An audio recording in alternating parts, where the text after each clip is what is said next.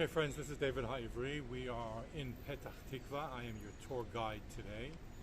And this is the second segment in our Petach Tikva tour. My battery died on the other camera. So we're going to continue here from station number 4. We did not find station number 3. I'll come back another time and try to find that. As always, I want to remind you to subscribe to this channel and to hit the notification button so you get notifications when a new video is posted. Always ask questions and share your comments in the comment section because I want to know what you have to say about what we're seeing. So let's get on with our tour.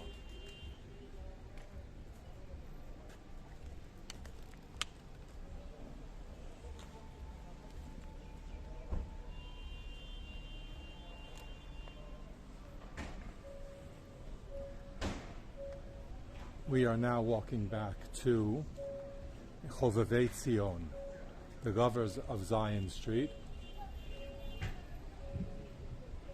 Chovevei Zion was the name of an organization that was established in Eastern Europe in the 19th century of a Jewish people who loved the land of Israel and developed their ideology to come and settle the land.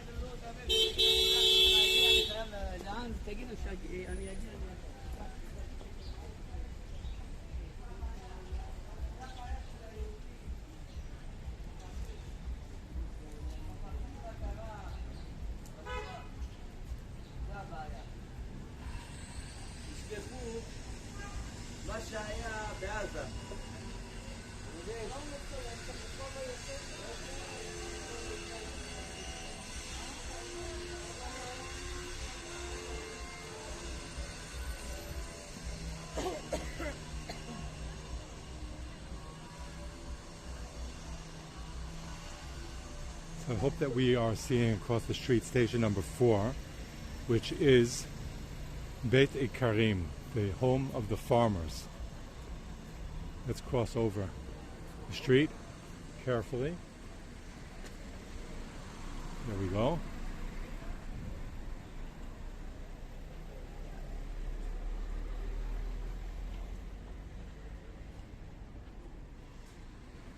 And here we see another historical sign.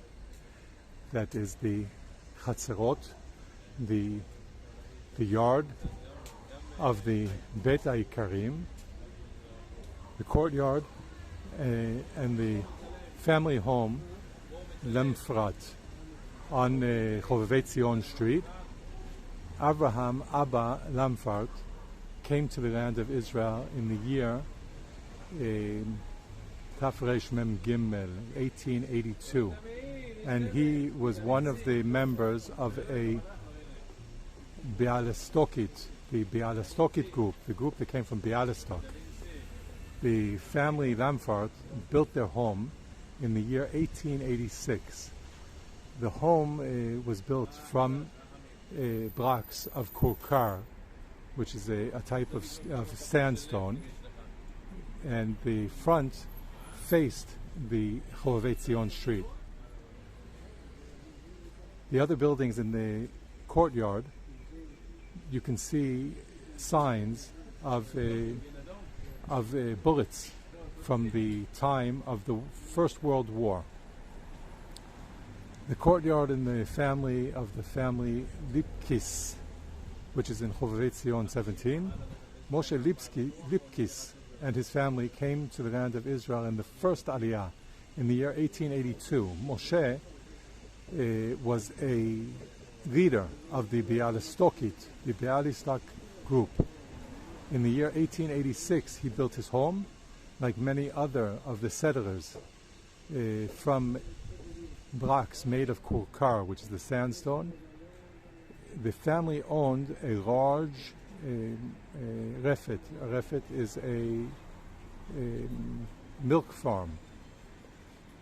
and they also had a dairy.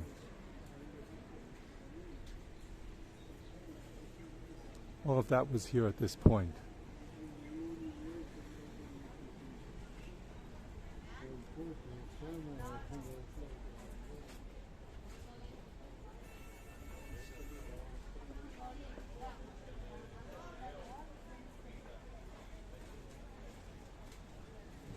Our next stop will be the Great Synagogue of Petach Tikva, but here we have another historical sign on the way, which is an addition not marked on our map. This is a memorial to the Jewish undergrounds that operated before the establishment of the State of Israel. It's a memorial to the undergrounds. On the right side we see the symbol of the city of Petach Tikva, and on the left side we see the symbol of the Haganah in Petach Tikva, the Haganah. And it says, Krechia. Here was a bookbinding factory that belonged to David Orbach, who was known as David the bookbinder. And he was an operative in the Haganah, and he was known as a military medic. The bookbinding factory was a point of communication for the Haganah, and that existed here at this place before the establishment of the State of Israel.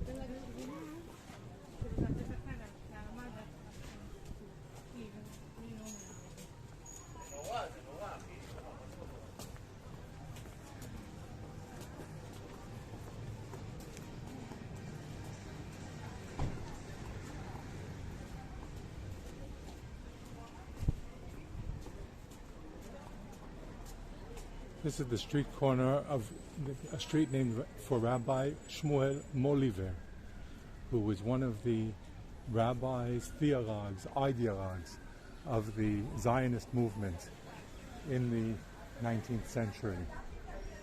He was one of the four bearers of the Zionist idea.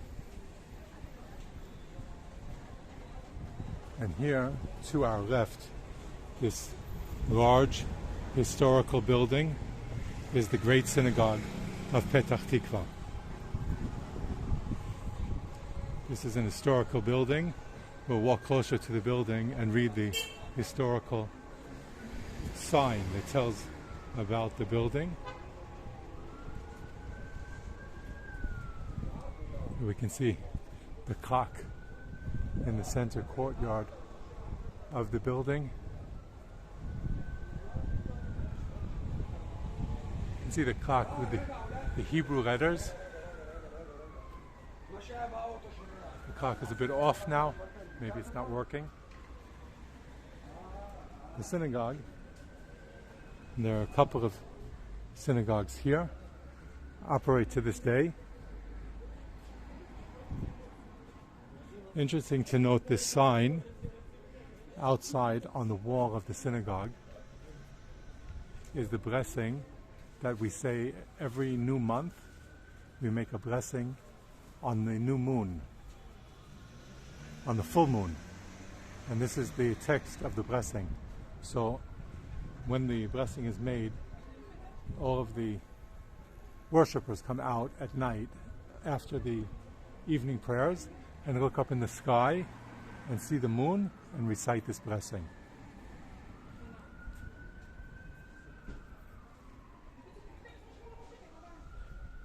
Let's walk over and see this stone.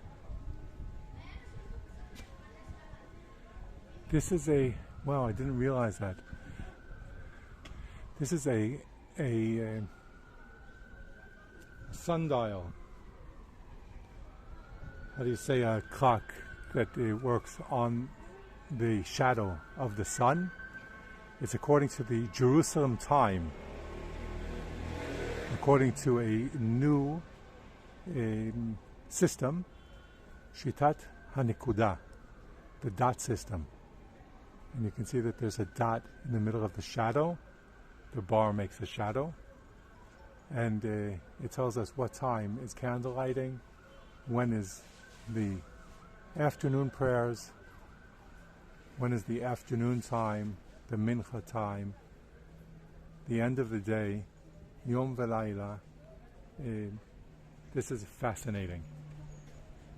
You need to come back sometime and study this clock. There are times on this chart. I would love to learn how to use this solar clock.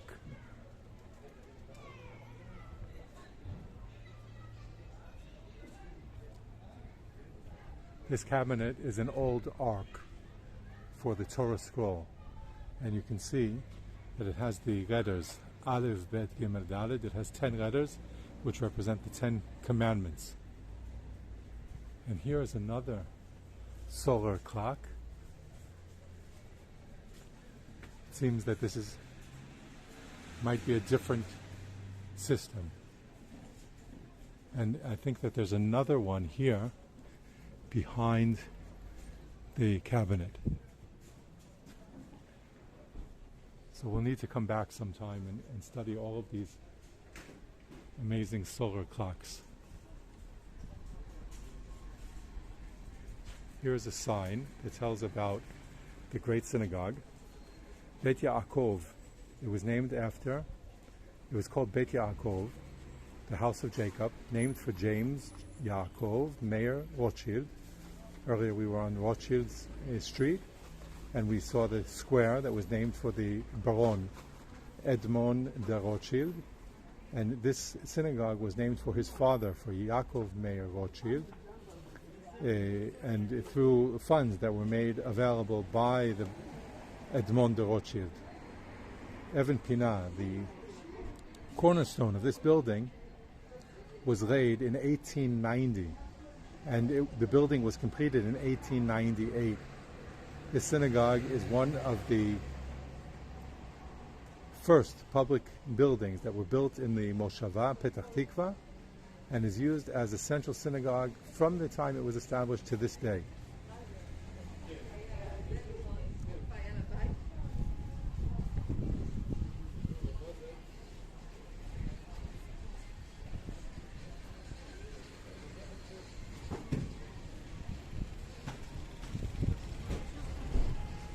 Now we're going to see another blue sign.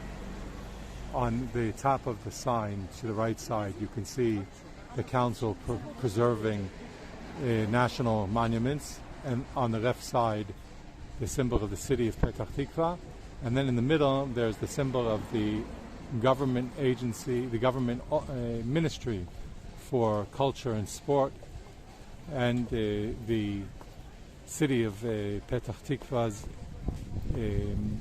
department of protecting historical sites. And it says that the Beit Yaakov synagogue was built in memory of Yaakov James Rothschild, who was the father of the Baron Edmond de Rothschild, and it was opened in 1898 with financial help of the Baron Edmond Benjamin Rothschild.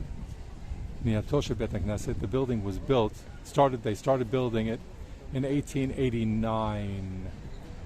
and this was made possible through generous donations by a philanthropist whose name was Isaac Mitokatz.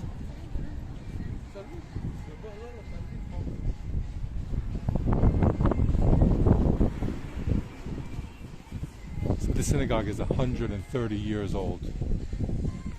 Pushing up to the window, I don't know if you can see anything inside, it's just a reflection of the window.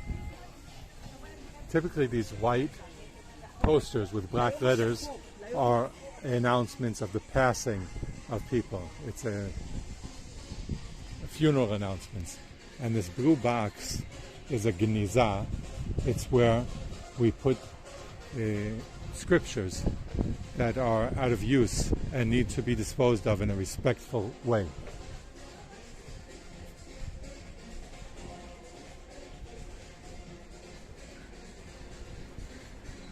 I hope that no one makes a claim on that music.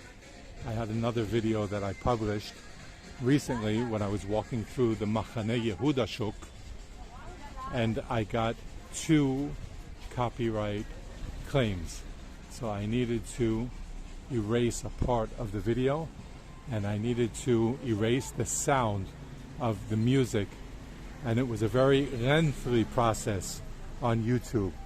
I wasn't too happy about having to do that, but I would rather be able to use my video footage, so I went through the effort of deleting the seconds that had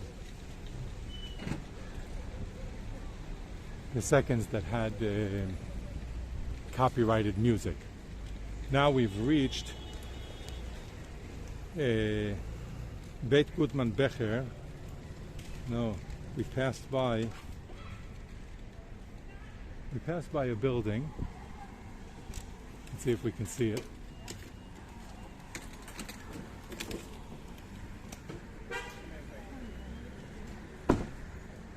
It's a good thing we're turning around, because we can see now on the top of the synagogue the menorah, which is the menorah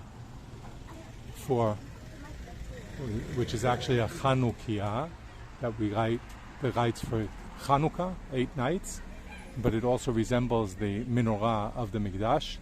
And here we can also see the round shape of the eastern part of the synagogue. And the additional historical building that we were meant to see must have been here somewhere next door. I do not see an historical sign. There's a new building here now, so we'll have to figure that out another time.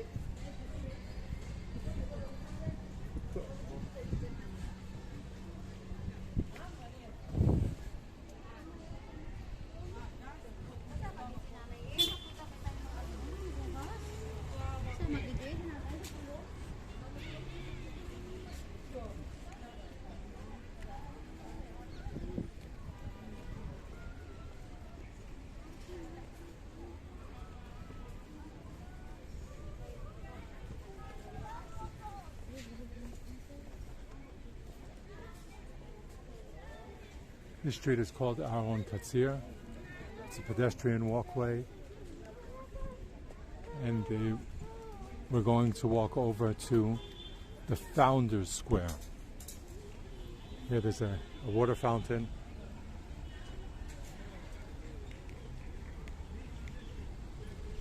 We'll pay more attention to the founders. Here we have Yoel Moshe Salomon, who is also the founder. He was from Jerusalem. He was the founder of neighborhoods in Jerusalem. We have Zerach Barnett.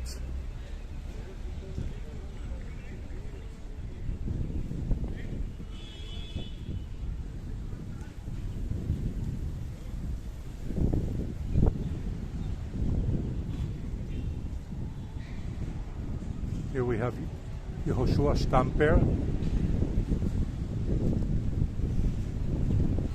According to the legend, these men came from Jerusalem. They wanted to establish a farming community. You can see that all of their birth dates were in the mid 19th century. And you can see that they are what today would be considered Haridim. They have large black kippot and beards. So they were very religious men. And they came and bought lands here in Petach Tikva. There was nothing here at that time. It was swampland. And they established the farm that ultimately became a moshava, and then a town, and then a city. We saw the synagogue that was built at the very end of the 19th century, after the town was already more established. Here we have the square of the founders, and it tells that they came here in 1878 and decided to establish a farming community here. Across is another synagogue. It's called Shoger Halachot, Shoneh Halachot. Parts of the letters are missing, so it made it harder to read. Here we have Meir Gutman and Yuda Rab.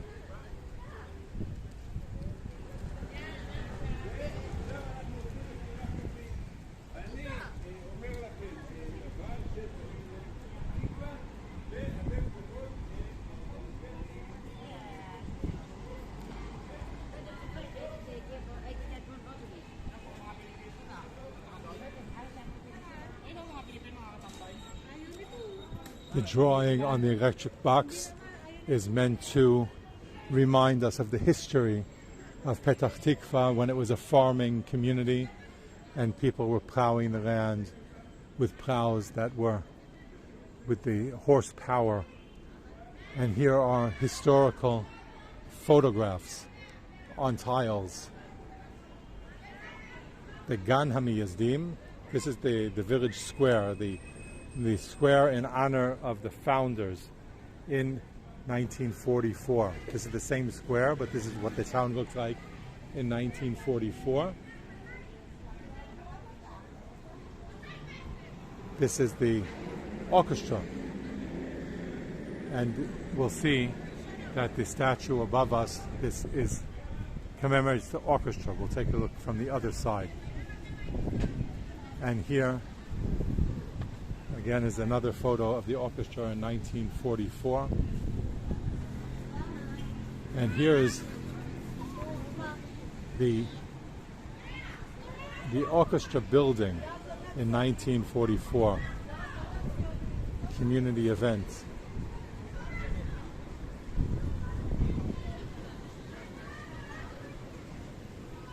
Here's a picture, a drawing of the well.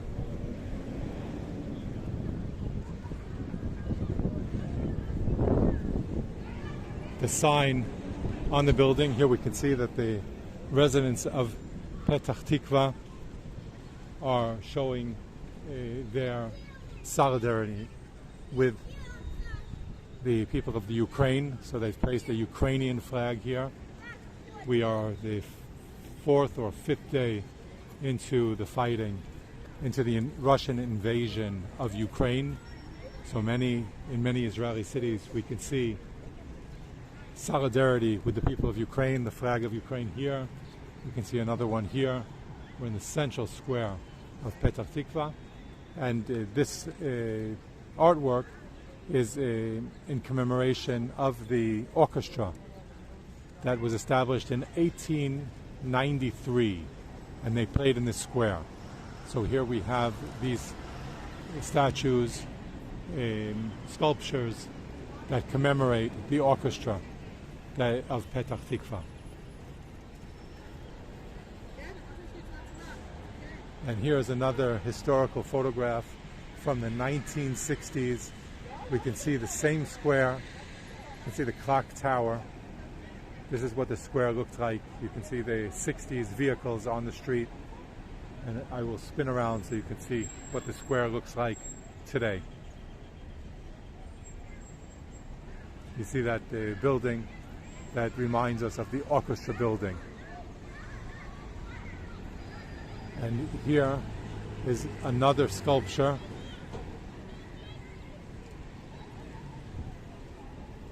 commemorating the founders. Here too we can see a farmer who is plowing the land with an animal, might be a horse or a cow. Coming closer, it looks like an ox.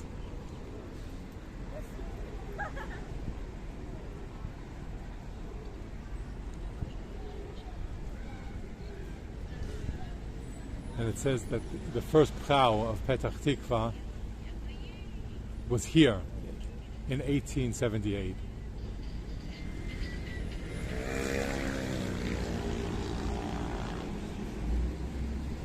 Now let's take a look at this sculpture.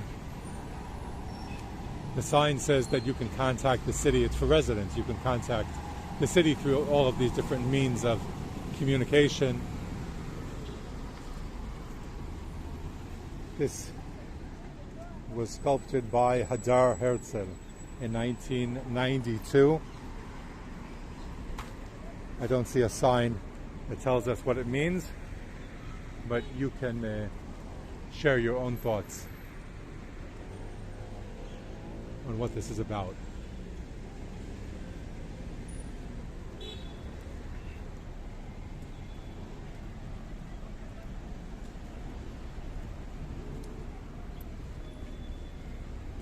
This looks similar to the photo that we saw over there, but notice the clock tower, and I don't know if this is the original clock tower, but the pillar I think is meant to commemorate the clock tower that stood here at one time. It looks similar to it, and it actually does have a clock. Maybe it is the same clock that stood here in the 1960s. There's a clock on the top. That is fascinating.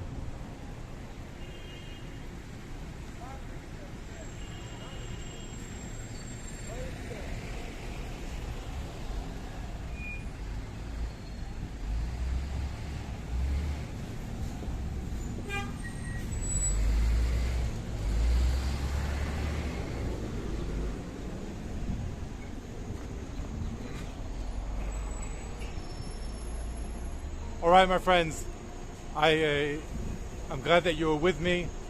I hope that you enjoyed this video. I look forward to hearing your comments.